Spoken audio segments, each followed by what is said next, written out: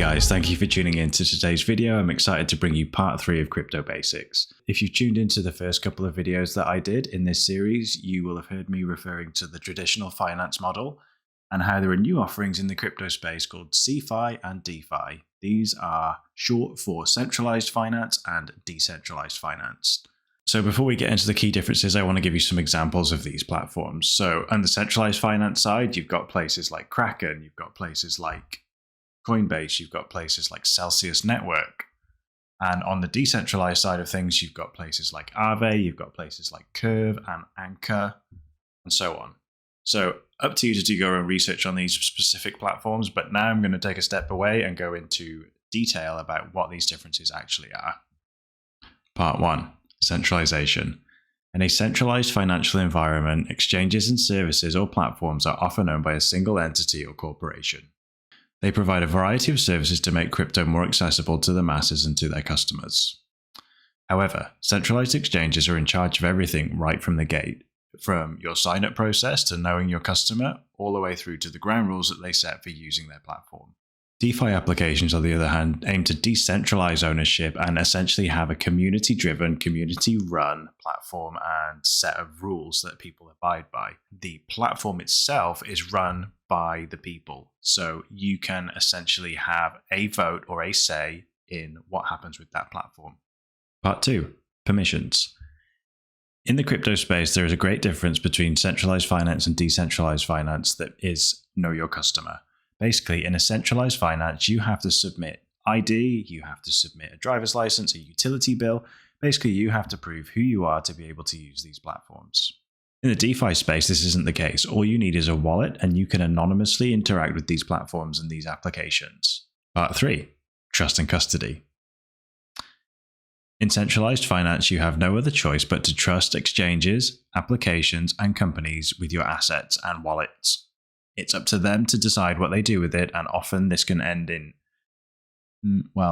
less than perfect consequences. Now, the silver lining in centralized finance is that oftentimes you can insure, companies will have chosen to insure your funds against a certain amount or against hacks or against black swan events.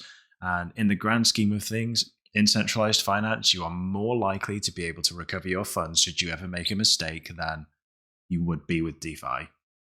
Now, in centralized finance, it's very easy to operate, it's very easy to navigate, it's very easy to get around. Often there are very polished applications that you can use to make you feel at ease, sending your money, receiving your money, depositing your money, earning yields and interest on your money. But remember, in the background, these companies are doing what you would be doing yourself in DeFi. They're lending, borrowing, margin borrows, margin lends, deposited into DeFi space, into Curve pools, and maximizing the returns that they can get on your deposits. And obviously, because they're a middleman, they are taking a cut on the rewards that they would then share with you. By contrast, in DeFi, it is completely non-custodial and you have complete control of your wallet, your private keys, and all of your funds.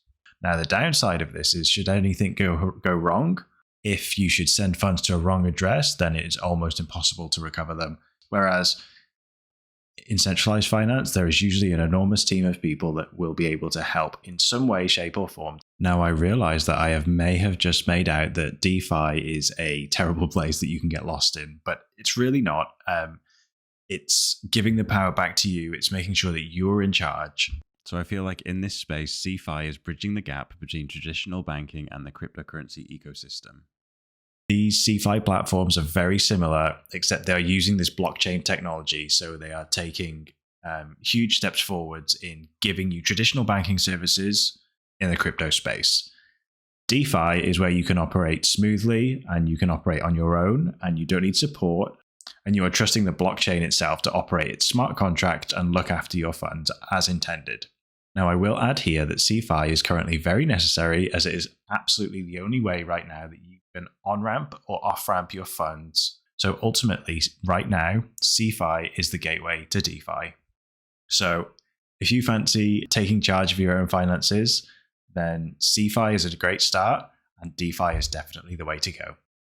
Thank you for tuning into today's video, guys. I really appreciate your support. I hope you're finding this content useful. And if you have any questions, don't hesitate to leave them in the comments down below. Thanks again.